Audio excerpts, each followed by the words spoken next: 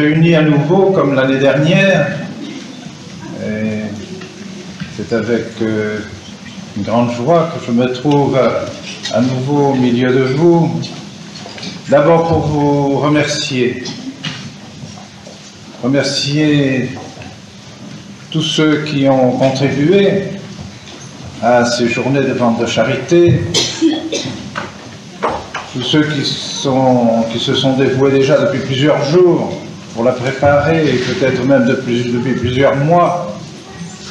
Et puis vous tous qui avez voulu venir apporter votre soutien à ce que nous appelons d'une manière peut-être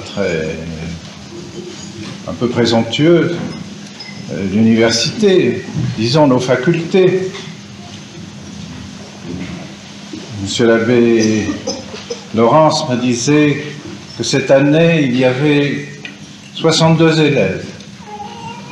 J'ai eu l'occasion de rencontrer aussi le corps professoral, et c'est toujours avec une grande joie que je constate qu'il y a une magnifique collaboration entre les professeurs, entre eux, et avec la direction des facultés.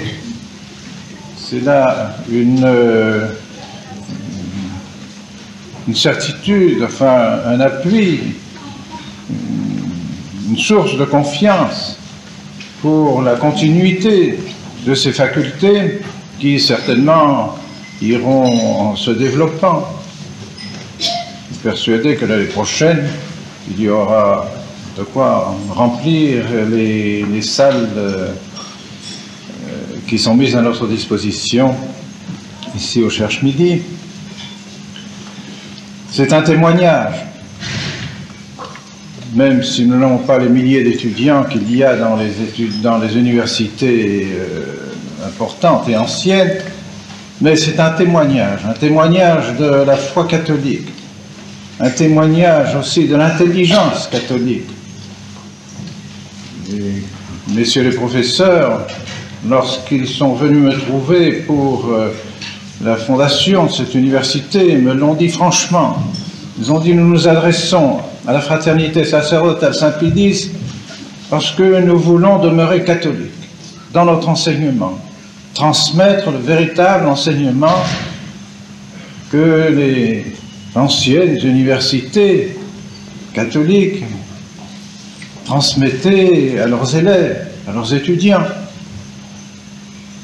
Et je pense que grâce à Dieu, et grâce aussi à votre appui, à votre soutien, eh bien, ces facultés remplissent le rôle qui était prévu qu'elles remplissent. Vous me demandez aussi probablement, mesdames, messieurs, quel est le point du combat que nous menons, où en sommes-nous dans cette tourmente qui secoue l'Église depuis déjà un certain nombre d'années. Sans doute les causes de tout ce que nous subissons aujourd'hui sont lointaines, bien avant le Concile, mais elles se sont tout de même concrétisées davantage dans ce Concile Vatican II et dans les réformes qui ont suivi le Concile Vatican II. Alors où en sommes-nous de cette situation ? Je suis toujours en communication avec Rome. Je pars demain à Rome. Et j'aurai certainement l'occasion de rencontrer le cardinal Ratzinger, préfet de la Congrégation pour la foi, qui a été désigné par le pape lui-même pour être l'intermédiaire entre lui, le Saint-Père, et la fraternité. Chaque fois que j'ai l'occasion de répondre à une lettre du cardinal Ratzinger ou de le voir, d'avoir une conversation, le cardinal m'assure qu'il communique au Saint-Père les lettres et les réflexions que j'ai pu faire au cours de la conversation pour essayer de trouver une solution. Mais que peut être une solution? Je dois vous avouer pour ma part que une solution ne peut être qu'un retour à la tradition.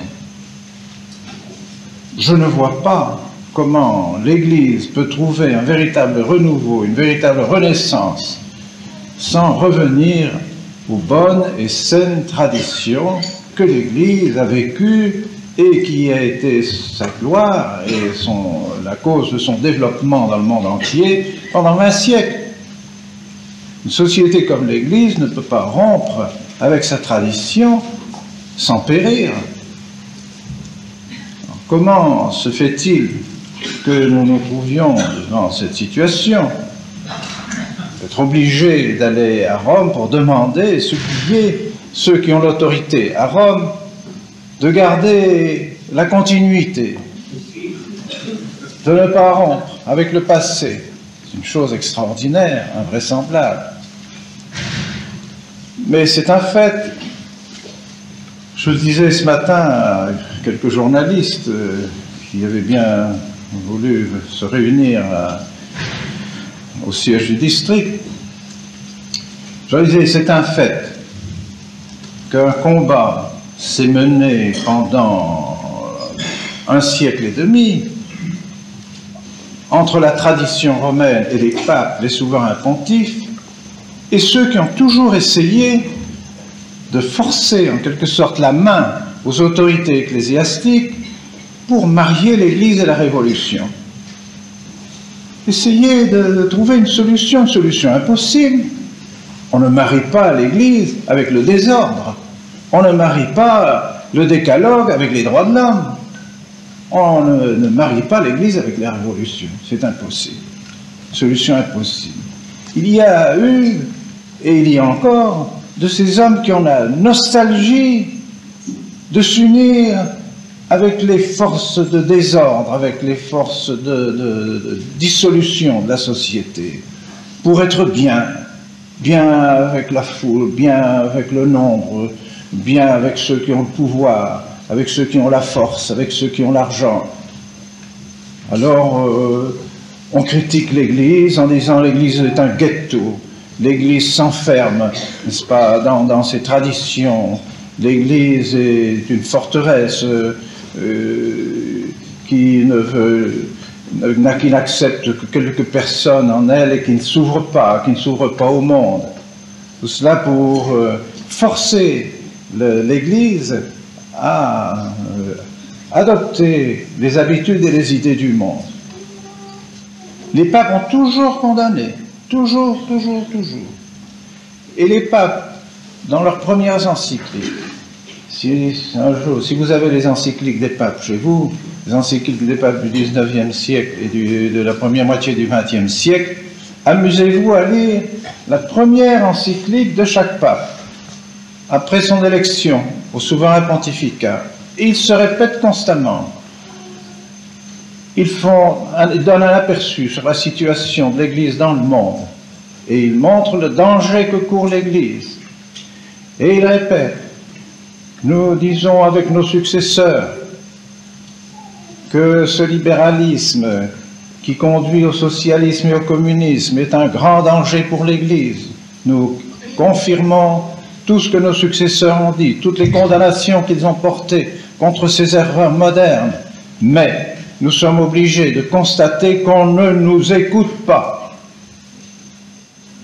qu'on ne tient pas compte de ce que nous disons. Et nous sommes obligés de constater que les erreurs se diffusent et causent des ravages de plus en plus grands au dehors de l'Église et à l'intérieur de l'Église. Et chaque pape a répété la même chose. Et c'est le pape Pie X, le premier, qui a dit désormais l'ennemi n'est plus seulement à l'extérieur de l'Église, il est maintenant à l'intérieur de l'Église. Et il disait dans les séminaires. Et les papes ont toujours lutté comme ils ont pu, mais de fait, on ne les a pas écoutés. Et grâce au pouvoir politique puissant, eh bien, les libéraux ont été soutenus, évidemment.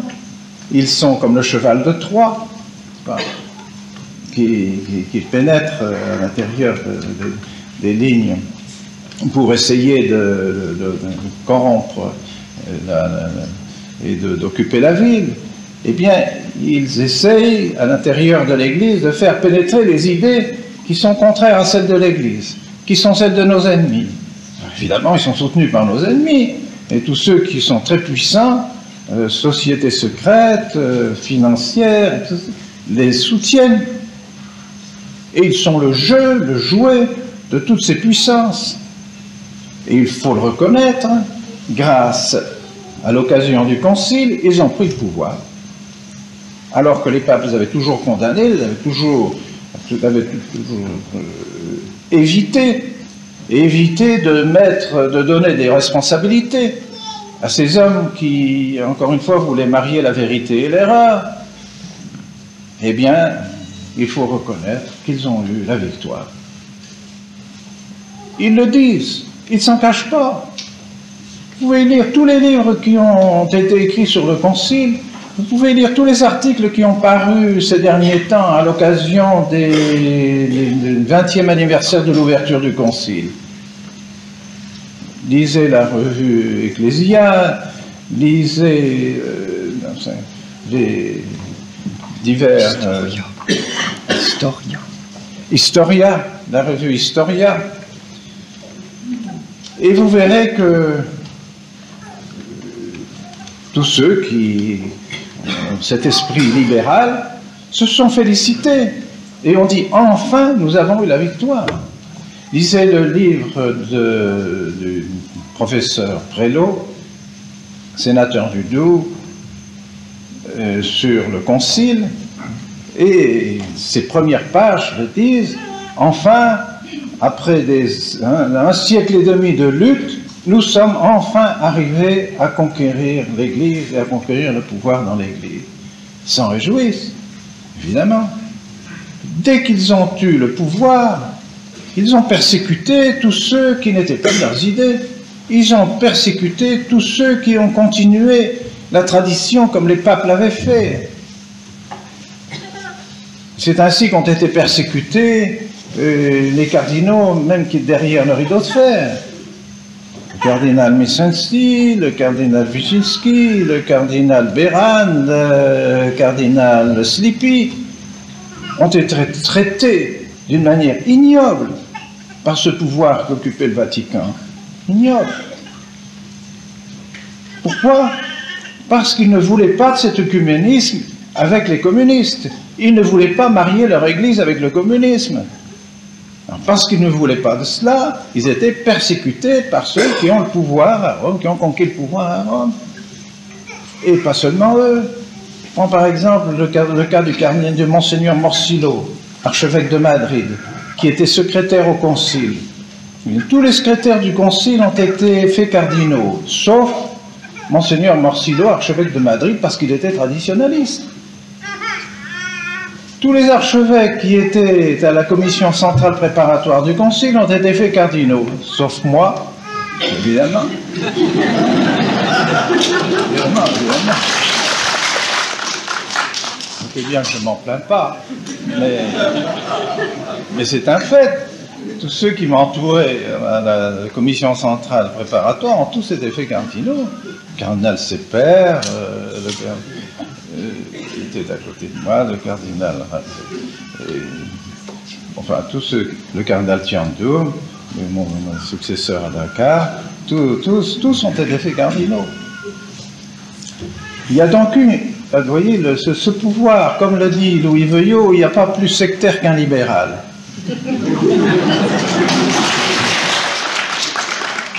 Et ça s'explique. Parce qu'un libéral est quelqu'un qui est dans l'incohérence continuelle, qui est dans l'inconséquence, qui est dans l'illogisme continuel. Alors il ne peut pas sentir quelqu'un qui est logique avec ses idées, quelqu'un qui montre la vérité intégrale, même s'il ne dit rien. Le seul fait de vivre selon la vérité, selon la logique, selon les normes de l'intelligence et de la foi, c'est un reproche pour ces gens-là. Alors ils ne peuvent pas nous supporter parce que nous sommes un reproche constant de leur conduite. C'est pourquoi ils ne peuvent pas nous supporter. Et ils nous persécutent.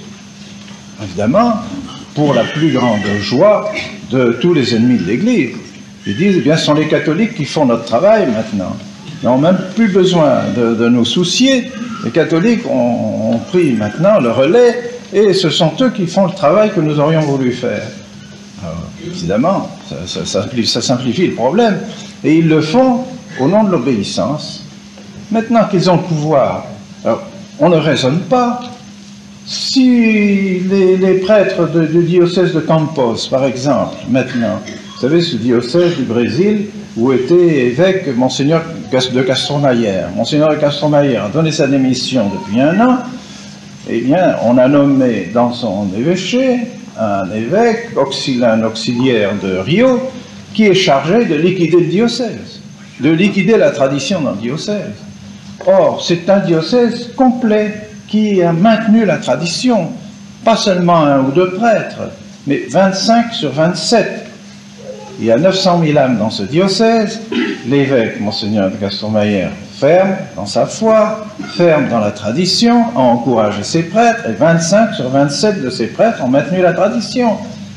Les paroisses, par conséquent, ont été maintenues aussi dans ces bonnes traditions, et ont compris, ces prêtres ont fait comprendre aux fidèles l'importance de garder les bonnes traditions de l'Église pour garder la foi catholique. Alors maintenant, c'est tout un peuple qui est en révolution contre l'évêque actuel, parce que cet évêque a commencé par fermer le séminaire. Fermer le séminaire, le meilleur séminaire du Brésil, pourquoi? Parce que les prêtres ont refusé de dire la nouvelle messe, célébrer la nouvelle messe. Alors, on a fermé le séminaire.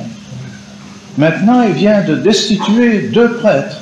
Je suis passé, il y a 10 jours, à Rio, et j'ai rencontré Monseigneur de Castromayer, j'ai rencontré 2 de ses prêtres qui m'ont dit la persécution maintenant est ouverte. Alors des dizaines de milliers de personnes défilent dans les rues avec des pancartes, laissez-nous nos prêtres, nous ne voulons pas devenir protestants, nous ne voulons pas devenir modernistes, nous voulons garder la foi catholique, laissez-nous tranquilles, laissez-nous nos prêtres, n'est-ce pas? Il y a une véritable révolution dans le bon sens. Là, ces gens veulent garder la foi. C'est magnifique de voir tout un peuple qui se soulève, et malheureusement se soulever contre l'évêque. C'est inouï, c'est comme ça. Et alors l'évêque est soutenu par l'annonciature, il est soutenu par l'assemblée épiscopale, et il est soutenu par la congrégation du culte à Rome. Vous voyez qu'il se sent fort, il est soutenu à l'arrière. Ces bons prêtres ont fait des déclarations que vous avez pu lire dans certains journaux, dans certaines revues, ils ont fait des déclarations magnifiques de foi catholique. Ils sont intervenus auprès de Rome. Mais à Rome, c'est toujours, on ne veut pas d'explication, obéissance, obéissance, obéissance. Ce pouvoir qui occupe Rome actuellement, ce pouvoir libéral, ne peut pas soutenir le moindre aspect de désobéissance. Et ils n'ont plus que cet argument-là. Ils n'ont pas d'autres arguments. Ils ne répondent pas aux objections que donnent les prêtres. Les prêtres expliquent longuement dans une petite brochure pourquoi ils ont choisi l'ancienne messe, pourquoi ils veulent garder les traditions pour garder la foi de leurs fidèles et garder eux-mêmes la foi catholique. À cela, personne ne répond, il n'y a pas de réponse de la part des congrégations romaines. On leur dit simplement obéissez, c'est fini. Parce qu'ils savent très bien qu'ils ont tort, ils ne peuvent pas répondre. Ils ne peuvent pas répondre. L'Église ne rompt pas avec ses traditions, ce n'est pas possible. Alors, ils savent très bien qu'ils sont en tort. Mais, peu importe, il faut obéir, il faut avancer vers la révolution, il faut continuer la révolution qui a été commencée, qui s'est développée à partir du Concile et qui continue maintenant. C'est la même chose ici dans les évêchés. Quand vous faites une réclamation dans un évêché, obéissez, obéissez, obéissez. On ne vous répond pas, on ne vous dit pas, voilà pourquoi telle raison, telle raison, telle raison, vous devez obéir. Non, non, non, obéissez. Fini. C'est l'autorité, vous vous soulevez contre l'autorité, vous méprisez l'autorité, vous n'avez pas le droit, vous devez obéir, c'est fini. Ça, c'est de la tyrannie, ce n'est plus de l'autorité. L'autorité explique les raisons pour lesquelles elle donne légitimement un ordre lorsqu'on fait une objection, mais non pas une espèce d'autorité tyrannique qui ne veut pas s'expliquer. Alors nous en sommes là. C'est bien triste à dire. Mais à Rome, car le problème est à Rome, bien qu'il soit partout. Mais le problème, c'est particulièrement à Rome, parce que tant que les catholiques libéraux occuperont le Vatican, eh bien, il y a bien peu d'espoir pour que la tradition puisse revenir. Bien peu d'espoir. Et quel est le leitmotiv de leur activité, de leur orientation? C'est l'œcuménisme. Il faut être œcuméniste. Qu'est-ce que ça veut dire œcuméniste? L'œcuménisme, tout simplement, le mariage de la vérité et de l'erreur. C'est ça l'œcuménisme, c'est pas autre chose. Alors on s'efforce de marier les catholiques et les protestants, on s'efforce de marier les catholiques avec les musulmans, on s'efforce de marier le catholicisme avec le socialisme. Mais ce sont des mariages impossibles. Ce ne sont pas des mariages, ce sont des unions adultères, de véritables unions adultères. C'est un adultère intellectuel qui est inadmissible et qui détruit forcément l'Église, nécessairement. Alors nous ne devons pas hésiter sur notre attitude et sur notre volonté de résister absolument et de ne faire aucune compromission. Vous voyez ce que les évêques de France vous ont donné récemment, hein, des catéchismes dont vous avez pu entendre parler par les petites brochures qui ont été faites par l'association Action familiale et scolaire.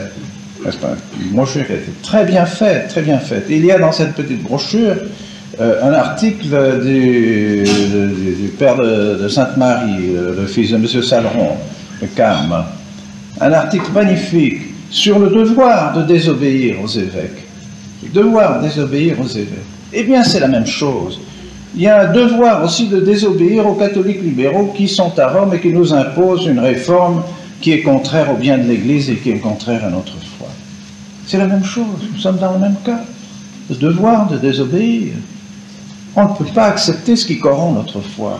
Or, ces catéchismes ne sont plus catholiques, pas des catéchismes catholiques. Et le missel, le nouveau missel, c'est la même chose. Le nouveau missel que les évêques répandent maintenant dans les diocèses n'est pas catholique. On arrive maintenant à des situations qui sont vraiment tragiques. Ne refaisons pas ce que les catholiques anglais ont fait lorsque l'anglicanisme s'est répandu chez eux. Ils ont obéi à leurs prêtres, obéi à leurs évêques, ils sont tous devenus anglicans. Et oui. Et c'est ce qui nous sommes en passe de voir dans nos pays. On obéit aux prêtres, on obéit aux évêques, et tout le monde devient protestant et moderniste. On perd la foi catholique. Vous interrogez maintenant beaucoup de personnes qui ont l'habitude de fréquenter les centres progressistes et les églises progressistes, ils vous répondront des choses qui sont absolument contraires à la foi catholique. Par exemple, si vous leur dites, est-ce que vraiment seule la religion catholique est la vraie religion? Beaucoup vous répondront non. Non, il y a d'autres religions, il n'y a pas que la religion catholique. Ils assimilent les autres religions à la religion catholique. C'est un blasphème par rapport à notre Seigneur Jésus-Christ. Le Seigneur Jésus-Christ a fondé notre sainte religion.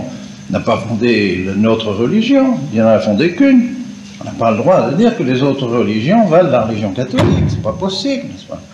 Alors, c'est non plus une mentalité catholique. Et cela à cause de la messe, à cause de la liturgie, de manière générale. Parce que la Sainte Messe est une affirmation nette, claire, de la royauté de notre Seigneur Jésus-Christ. Le Seigneur Jésus-Christ est notre roi qui est mort sur la croix, qui a conquis son règne par la croix, qui a donné son sang pour nous sauver, et cela c'est la messe, c'est notre messe. La messe continue, c'est la rédemption qui continue, c'est vraiment la plus belle réalisation que notre Seigneur a pu faire pour nous maintenir dans cette foi envers sa rédemption, par sa croix. Et la messe, c'est la croix de notre Seigneur Jésus-Christ continuée. Alors, dès lors que l'on touche à cette réalité divine de la messe, et qu'on réduit la messe à un repas, ou à une réunion, à une Eucharistie, à une assemblée, à tout ce qu'on voudra, ce n'est plus le sacrifice à la messe. plus le sacrifice de la mise.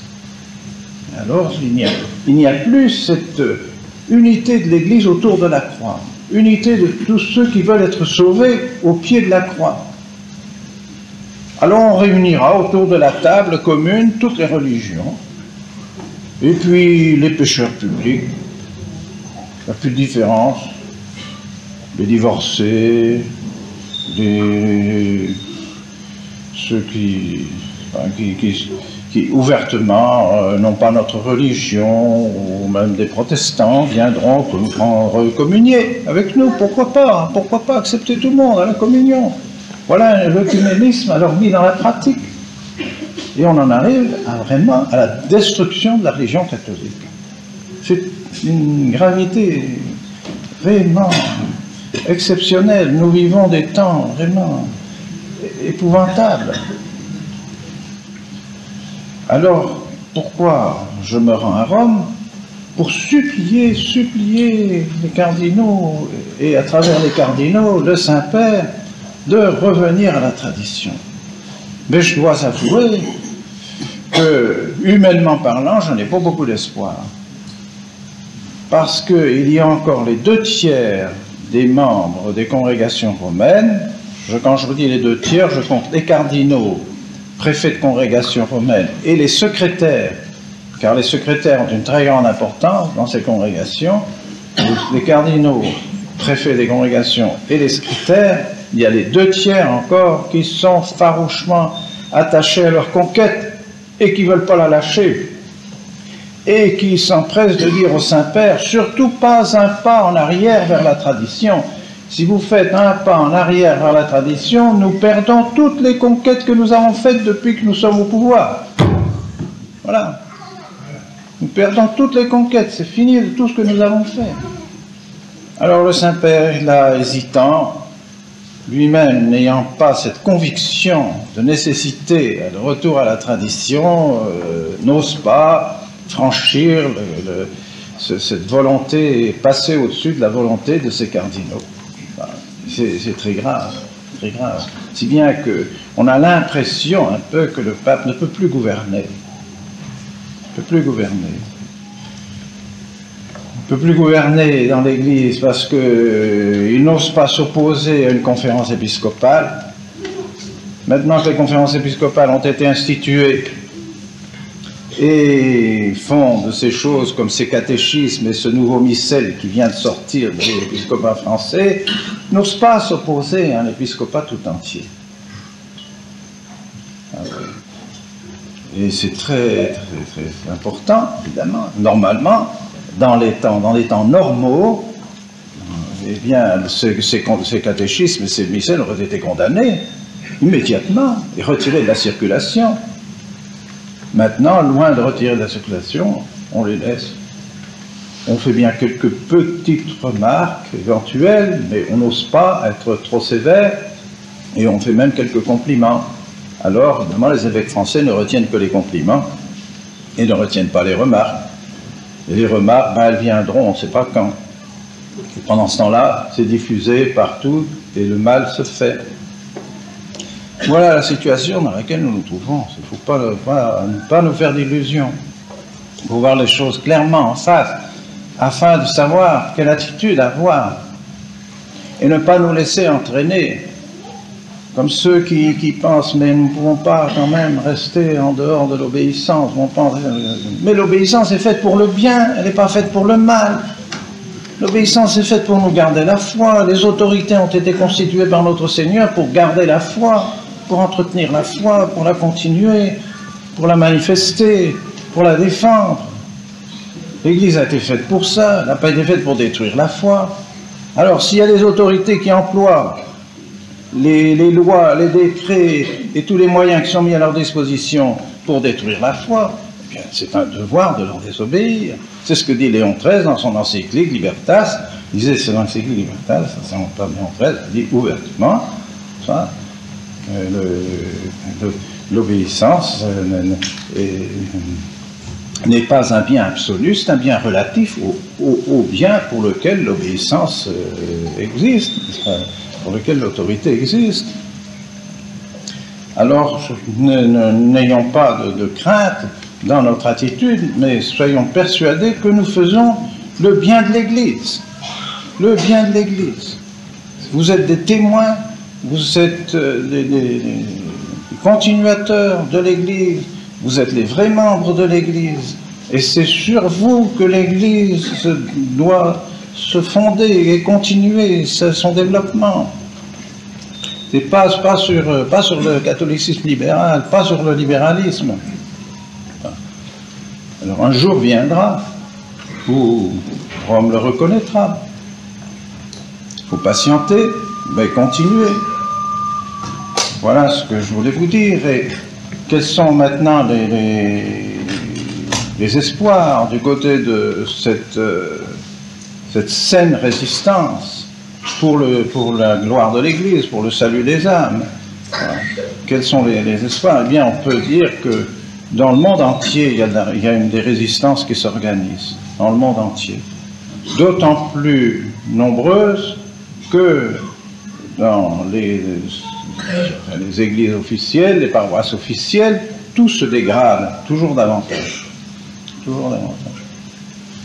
On pourrait citer des exemples, mais vous pourriez m'en citer aussi. Vous pourriez me dire, oh, je connais telle paroisse, on a fait ceci, je connais ici telle chose, on a tel prêtre qui a fait ceci, telle réunion qui a eu lieu ici, qui était scandaleuse. Et alors, vous pourriez m'en citer beaucoup. Mais personnellement, je vous citerai peut-être l'exemple, d'un des derniers exemples qui a été publié, qui a été connu, enfin, par la petite brochure qui a été éditée à l'occasion du sacre de l'Auxiliaire de Bruxelles. Il y a cela 3 ou 4 mois. Et dans ce petit volume qui a été publié, donc imprimé, il était marqué les acclamations que le peuple faisait, on demandait au peuple de faire, n'est-ce pas, à l'occasion de ce sacre. Soit apôtre comme notre Seigneur Jésus-Christ, soit apôtre comme le patron de cette paroisse, soit apôtre comme Luther King, soit apôtre comme Gandhi, soit apôtre comme Romero, soit apôtre comme Elder Camara, soit apôtre comme Mahomet. Frayeur. Quelle foi peuvent avoir encore ces fidèles et ça pour sacrer un évêque catholique. Ça public dans la cathédrale de Bruxelles. Et ça a été publié, imprimé. J'ai eu un petit livre dans les mains. Je l'ai. Inimaginable. Et plus les temps passent, plus on trouve des choses absolument ahurissantes.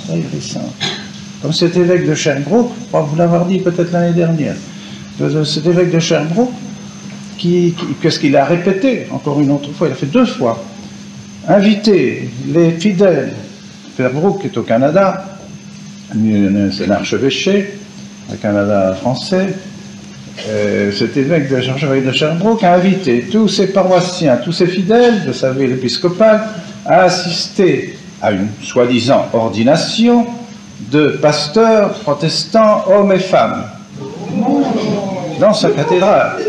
Il a invité donc les fidèles et il a communié, si on peut dire entre guillemets, il a communié de la main d'une pasteur récemment consacré, soi-disant, devant ses fidèles, recevant donc cette communion de cette femme pasteur.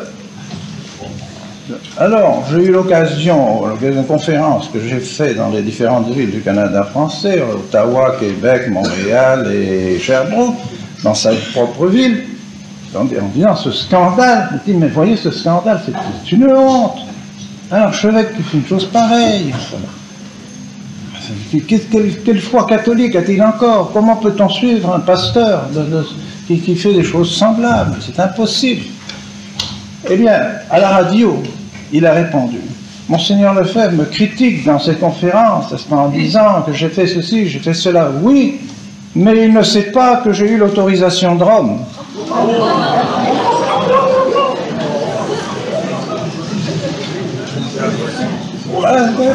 Voilà ce qu'il a trouvé à dire. Non, il n'a pas nié les faits. Il n'a pas nié, il aurait pu nier. Il aurait pu dire c'est pas vrai, Monseigneur Lefebvre dit des choses qu'il ne connaît pas, etc. Non. Il a dit Monseigneur Lefebvre ne sait pas que j'ai eu l'autorisation de Rome. Alors j'ai demandé au cardinal Ratzinger quand je suis allé à Rome, je lui ai dit, mais enfin c'est scandaleux. Voilà ce que l'archevêque de Sherbrooke a dit à l'occasion de cette cérémonie, vraiment sacrilège pour sa cathédrale. Ah, il m'a dit, oui, je sais bien, je sais, j'étais au courant, allons, mais nous lui demandons maintenant d'essayer de réparer un peu le tort qu'il a fait. Alors lui n'est pas suspens, vous voyez.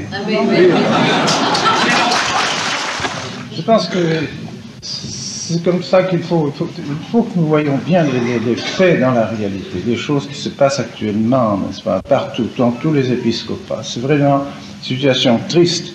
Alors, on ne peut plus suivre ces pasteurs.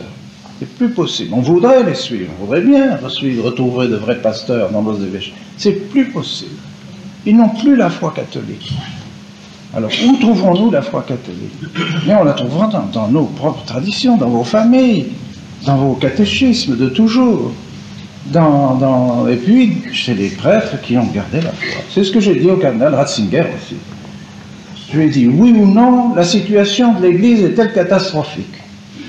Si la situation de l'Église est normale, si vous trouvez que la situation de l'Église est normale, il n'y a rien qui soit reproché dans l'Église aujourd'hui. Tout va bien, tout est normal. Alors c'est nous qui avons tort, et nous devons nous aligner, et nous devons rejoindre l'Église progressiste, pas de problème. Mais si la situation est catastrophique, c'est normal que les fidèles se regroupent autour de prêtres qui ont gardé la foi, ou des prêtres qui continuent la tradition pour être sûrs de recevoir la grâce des sacrements dont ils ont besoin pour vivre chrétiennement. C'est normal qu'ils se regroupent autour d'eux. Et que s'il y a un évêque qui maintient cette foi-ci, qui se regroupe autour de cet évêque. Il m'a dit oui. Il n'a pas nié. Il n'a pas nié. Et il m'a dit lui-même, oui, la situation de l'Église est catastrophique. Par conséquent, ils s'en rendent compte. Alors pourquoi n'arrive-t-il pas à redresser l'Église, à remettre les choses en place? Je vous dis, parce qu'il y a une occupation de Rome et un pouvoir encore trop puissant des catholiques libéraux qui sont là. Et ceux qui voudraient faire quelque chose, et quelques cardinaux qui voudraient quand même arrêter cette hémorragie et cet œcuménisme aberrant qui est en train de détruire l'Église, eh bien, se trouvent devant un bloc compact qui refuse absolument toute réforme, tout retour en arrière, toute rénovation de l'Église. Voilà, nous en sommes. Alors, continuez à garder la tradition, continuez à vous regrouper autour des prêtres, et moi, je pense que mon principal devoir, c'est de faire des prêtres, et des vrais prêtres. C'est mon devoir. Et chose assez curieuse, je dirais caractéristique de la part de Rome, vous savez que c'est à cause des ordinations que j'ai été suspens. Donc, suspens ce qui ne vaut rien, mais enfin, suspens tout à fait illégal. Mais c'est à cause de cela. Or maintenant, je suis persuadé qu'il ne recommencerait certainement plus à me donner une suspense de ce genre. Je ne dis pas les cardinaux libéraux, je parle de ceux qui sont avec lesquels j'ai des liens et que je ne pense pas que le pape accepterait encore une chose comme celle-là. Bien plus, ils estiment nos séminaires et ils ne voudraient pas toucher à nos séminaires. Ils savent que dans nos séminaires sont formés de bons prêtres, ils le savent parfaitement. Et quand je dis au cardinal Ratzinger, Éminence, dans 10 ans, vous ne trouverez plus de prêtres en France ayant 40 ans ou 45 ans et ayant encore la foi catholique intégrale. Ils nieront tous quelque chose, ou la virginité de la Sainte Vierge, ou la résurrection de notre Seigneur, ou les âmes du purgatoire, ou les anges. Ils nieront quelque chose, sont plus catholiques par conséquent. Quand on nie un seul article de la foi catholique, on n'est plus catholique, on est hors de l'Église.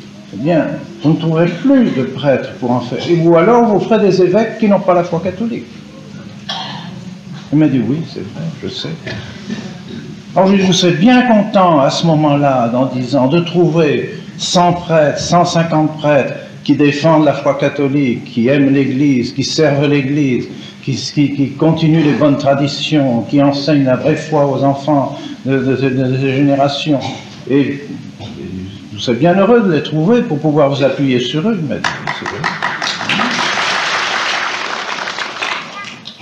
alors grâce à Dieu, nos séminaires continuent.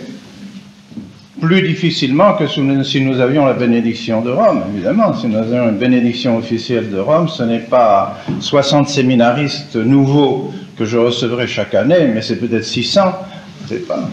Mais vous voulez, en cependant, en avoir déjà 60 chaque année, je trouve que c'est déjà un beau chiffre, et dans nos 5 séminaires.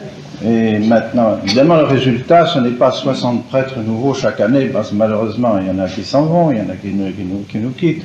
Mais je pense que nous arrivons à ces temps-ci, cette année, je pense, on donnerait 17 pour École, et 7 ou 8 pour les autres séminaires, 25 peut-être environ, plus de Don Gérard, plus de l'abbé Le Carreux, plus de Don Augustin, plus de peut-être un ou l'autre de Don Eugène, ce qui se fait toujours une petite dizaine en plus. Ça fait donc quand même une bonne trentaine, 30-35 prêtres nouveaux qui sont sérieux, qui ont la foi et qui veulent transmettre la véritable foi avec les sacrements tels qu'ils ont toujours été voulus par l'Église, et surtout le Saint-Sacrifice de la messe. Alors c'est déjà un certain résultat, sans compter aussi le soutien de tous ces religieux et religieuses maintenant, toutes les religieuses dominicaines, de Brignoles, de Fangeau, de Pontcallec, les différents groupes de religieuses de chez nous, les sœurs de la fraternité que vous avez vu ici, les oblates que nous avons également, et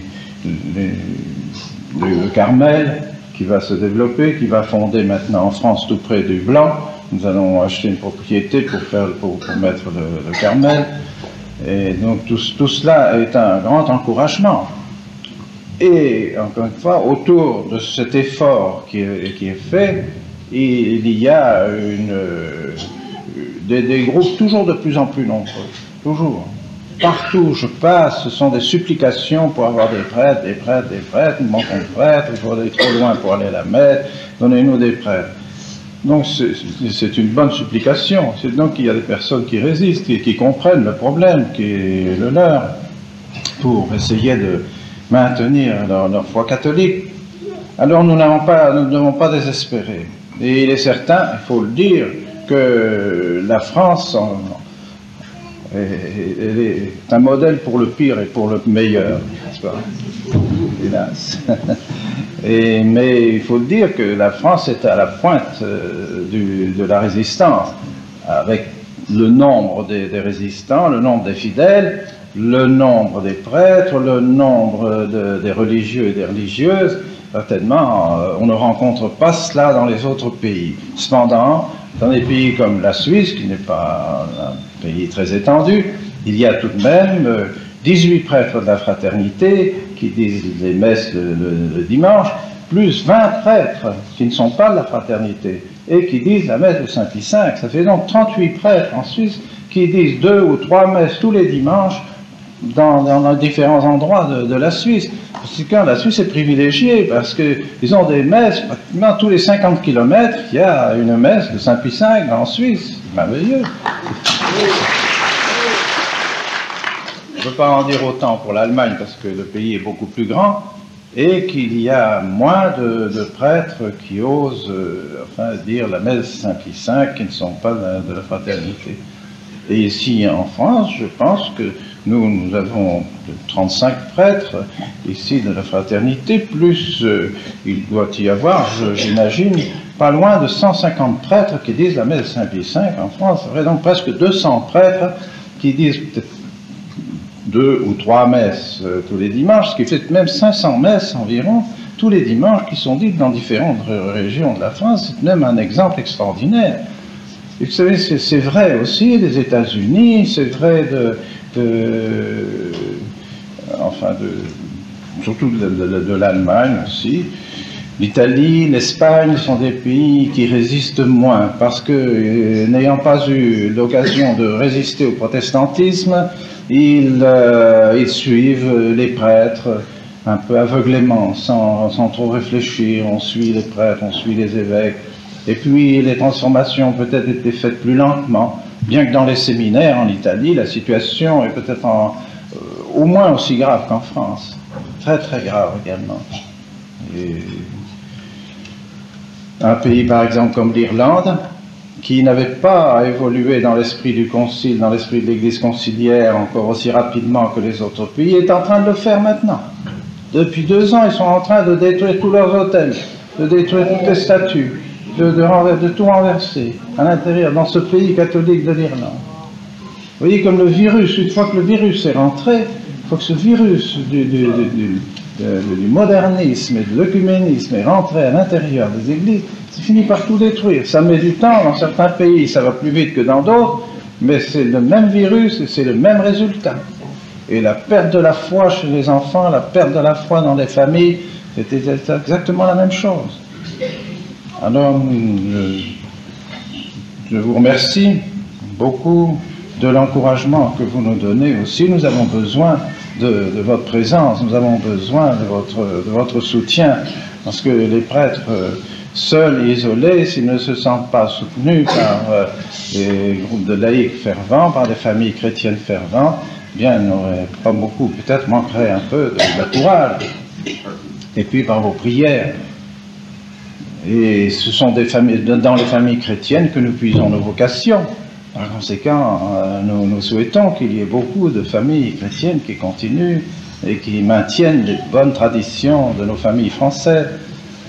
Alors, je vous félicite et je demande au bon Dieu de vous bénir et de bénir vos familles et de garder la confiance, garder la foi.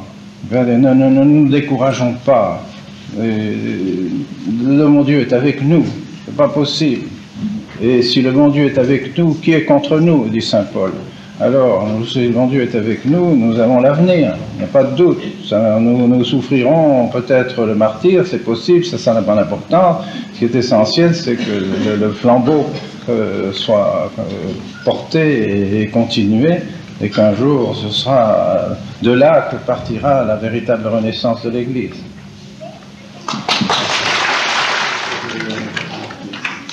Patris, Filii, et Spiritus Sancti,